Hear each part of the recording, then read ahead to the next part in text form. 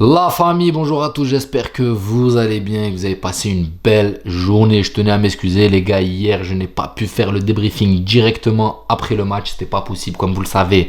Le match il a commencé déjà à 21h30, en plus de ça il s'est éternisé avec les prolongations. Donc si je commence à faire un montage à 1h du matin, sachant que j'ai une vie de famille, j'ai un boulot, je me lève à 5h30, c'était pas possible pour moi, il fallait remettre un peu de l'ordre dans tout ça. Donc je me suis dit c'est pas grave, je le referai le lendemain, mais je tiens quand même à m'excuser parce que je sais qu'il y a des gens qui attendent les débriefings directement après les matchs, mais hier les gars c'était pas possible.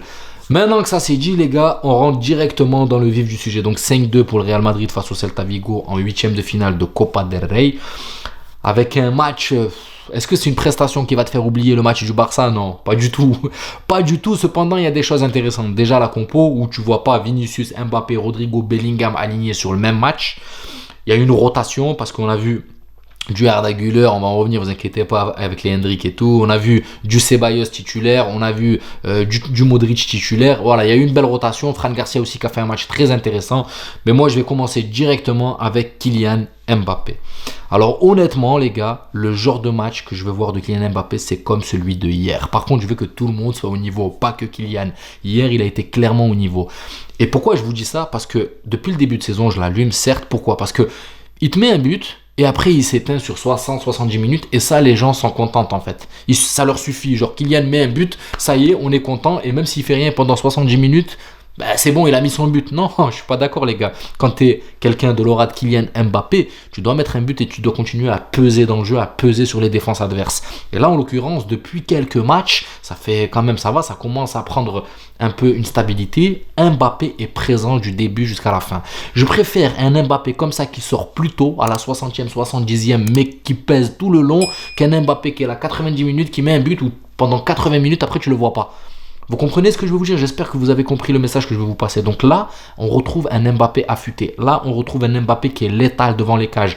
Angle fermé, pas angle fermé. Un Mbappé qui décroche à la Karim Benzema pour réorienter sur Brahim Diaz à la limite du hors-jeu, qui ensuite glisse cette passe pour Vinicius. Là, c'est le Mbappé que je veux voir, les gars. Tout simplement.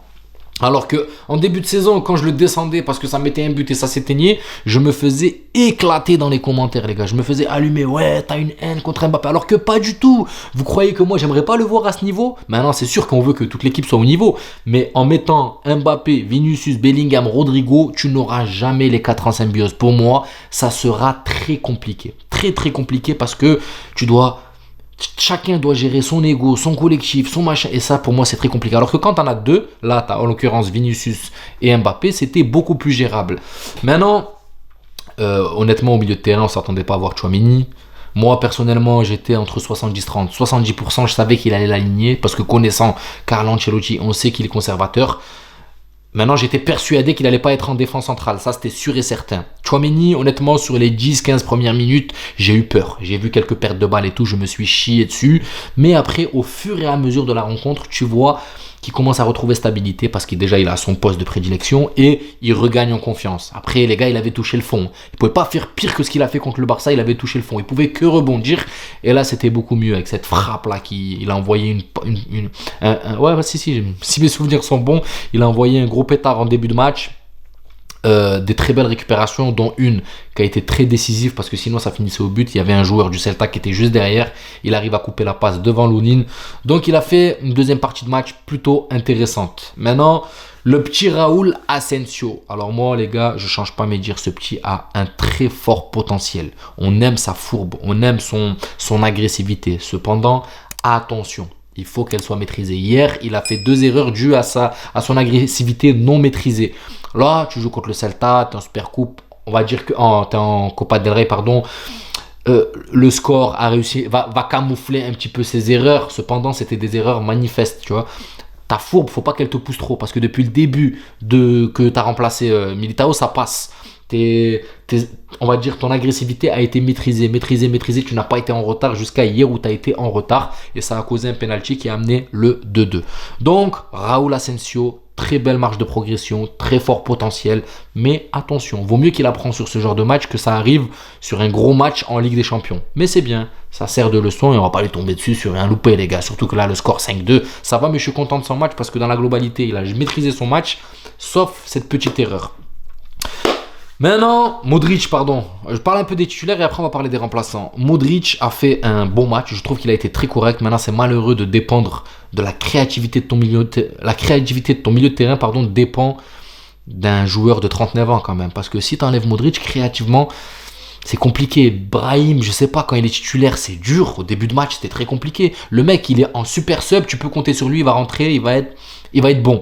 Par contre, quand il est titulaire, ou c'est un diesel, il met du temps à démarrer parce qu'en deuxième mi-temps, c'était beaucoup mieux que la première, ou ben, t'as pas grand-chose, tu vois. T'as vraiment pas grand-chose. Ensuite, Carlo Ancelotti opère les changements. Et c'est là où ça devient intéressant, tu vois. Ça veut dire que même si, imaginez si sur le même match, on aurait Valverde, Bellingham, Vinicius, Mbappé, Rodrigo, ça veut dire que tu réduis tes chances déjà de venir, tu vois, essayer de faire quelque chose en deuxième période. Alors que là, tu te laisses une marge sur le banc. Quand tu fais rentrer ensuite Rodrigo, Bellingham, tu vois, t'as du potentiel sur le banc. En plus de ça, Arda Güler, Hendrik, faut faire confiance à ces jeunes, les gars. Donc là, maintenant, déjà, Valverde, il nous a mis un but, les gars. Magnifique. Il prend même pas d'élan. Je sais pas ce qu'il a dans ses jambes, mais c'est une dinguerie. Le but qu'il te met, c'est une dinguerie, les gars. Il prend pas d'élan. Il te met une frappe. Elle arrive volante en plein lucarne.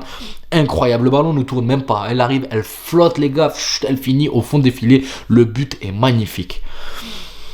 Avant que je parle de Hendrik et de Arda Güler, je vais m'arrêter vite fait sur la polémique, bien sûr, du but de Mbappé juste avant. Il y avait quelque chose qui n'a pas été sifflé. Alors moi, les gars, on va rendre à César ce qu'appartient à César. Hier, honnêtement, pour moi, il y avait 1000 fois penalty. Je préfère être honnête, je ne vais pas me voiler la face et faire le mec... tu peux défendre ce qui est défendable, mais ce qui n'est pas défendable, tu ne peux pas le défendre. Et là, hier, je suis désolé, les gars. On peut dire ce qu'on veut. Certes, il touche un peu le ballon, mais il prend le pied avec. Hier, c'est sifflé, c'est penalty normalement. En plus, la VAR, on comprend pas. Il nous montre et il nous remontre, mais vous nous montrez juste qu'il y a penalty. Donc, qu'est-ce que vous voulez que je vous dise, les gars? C'est une erreur d'arbitrage. Ça arrive malheureusement. C'est tombé sur nous avec toutes les polémiques, machin, vous savez, les trucs d'arbitrage entre Barça, Real. Je sais que ça va faire polémique. Maintenant, je préfère être honnête avec moi-même. Hier, il y avait penalty, ça n'a pas été sifflé. Qu'est-ce que vous voulez que je vous dise? Derrière, ça a apporté un but. Il n'y aurait pas eu le but derrière. Peut-être qu'on ne serait pas resté sur cette polémique. Maintenant, il y a eu le but. Ça va faire parler. Mais j'en ai rien à foutre. On a gagné, c'est l'essentiel. Mais sachez qu'au fond de moi, pour moi, il y a penalty. Que vous voulez avoir mon avis, je vous le donne. Il y a penalty à 200%. Maintenant que ça s'est dit, Carlo Ancelotti, enfin, après tant de moments, il nous sort Hendrik de la poussière. Et là, les gars, le petit, il rentre 30-40 minutes de jeu, il te met 2 buts. Bon, il vit un peu pour les caméras, Hendrik, les gars. Il aime les caméras, mettre son but, enlever le t-shirt. Même Kamavinga, il comprend pas. Il le voit enlever son t-shirt, il lève la main comme ça. Il est fou, il vit pour les caméras, mais on aime cette folie aussi. Tant qu'il marque, il peut enlever son t-shirt, son caleçon, tout ce qu'il veut, on en a rien à foutre. Enfin, son caleçon, son short, son caleçon qui le garde. Mais il peut enlever ce qu'il veut, juste qu'il nous mette des buts, les gars. Il nous met des buts. Et hier, ce but, contrôle, taf, il se retourne, il frappe. En plus, tu vois la balle, franchement, tu vois le ralenti et tu vois la balle partir à une vitesse. Tu te dis, ah ouais, ah non, le petit, les gars, il a faim. Là, t'es en train de le dépoussiérer, Carlo. Donc, s'il te plaît, donne-lui plus de temps de jeu. Arda Güler qui te trouve une passe masquée sur un bloc défensif comme celui-là où il défendait à 5, les gars. T'as Arda Güler, depuis le début de match, on galère à trouver des espaces. Arda Güler, il rentre, bam bam, il te trouve 2 espaces magnifiques. 2 espaces magnifiques. Le corner placé qui tombe pile poil sur Hendrik. Et là, cette passe masquée qui traverse... Pardon, j'ai un truc dans l'œil. Qui traverse une ligne, 2 lignes même du Celta. Contrôle orienté. Enfin, contrôle, non, il n'est pas orienté. Il se retourne et il frappe. Comment tu peux pas ne faire confiance à ta jeunesse, Carlo? C'est pas possible. Là, ils viennent te fermer ta bouche, te dire fais-nous jouer, on a faim. Et c'est vrai, les gars, ils ont faim. Entre Fran Garcia qui fait un très bon match sur le côté, entre Arda Güler qui fait une très belle entrée et Hendrik qui a mis un peu de temps. C'est normal, les gars, il était plein de poussière. Il fallait le dépoussiérer. Une fois qu'il a été dépoussiéré, regardez, les gars, le petit. Il a pris son t-shirt, il l'a enlevé, il l'a nettoyé comme ça. Il lui a dit regarde, enlève-moi de ce banc, fais-moi jouer. Et il le rend, les gars. Un doublé en l'espace de 40 minutes. Imaginez si Hendrik, là, il aurait plus de temps de jeu. Les gars, avec le peu de temps de jeu qu'il a, il arrive à nous faire ça. Alors, imaginez avec régularité. J'aimerais que Carlo Ancelotti se remette en question et se dise finalement, ces petits jeunes, faudrait leur faire un peu plus confiance, qu'il y ait un déclic. Peut-être que cette défaite contre le Barça est finalement un déclic. Maintenant, faut pas s'emporter. On attend de voir, bien sûr, sur la continuité. Mais en tout cas, il y a du bon. Cependant, voilà, c'était quand même risqué. On ne s'attendait pas à aller chercher une prolongation, à devoir encore puiser dans les organismes. Heureusement qu'il y a eu ce turnover forcé un peu de Carlo Ancelotti. Mais voilà, comme quoi tes remplaçants t'ont aidé, ta jeunesse t'a sauvé les fesses, Carlo Ancelotti. Parce que pour moi, si on perd ce match, là, il y a un sniper sur Carlo Ancelotti. Maintenant, il a été sauvé par la jeunesse et tant mieux pour lui, tant mieux pour nous. Enfin, tant mieux pour nous, vous m'avez compris les gars.